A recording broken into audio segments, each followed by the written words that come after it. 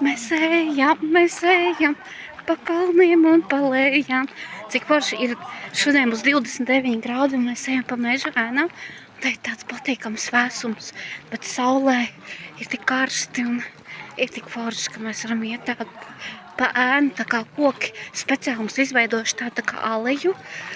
Viņi noliekušies nolapās no kreisās puses un mēs ejam tā kā pa paradīzes ceļu, pa vārtiem, jā, un tik forši, paldies Dievam. Jā. Un Ilmārs stāsta, kā viņš atgriezās. Tur ir Sūnu taka un ezera taka. Un te es esmu.